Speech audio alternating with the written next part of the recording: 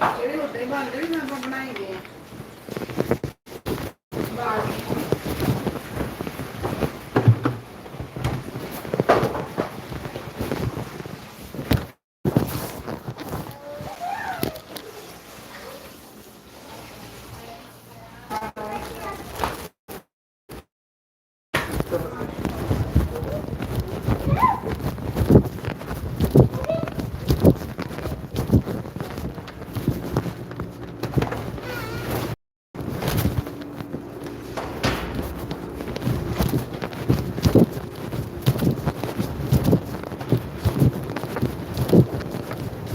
यार ये चावल उबाल लिया, मोटा निकल आया।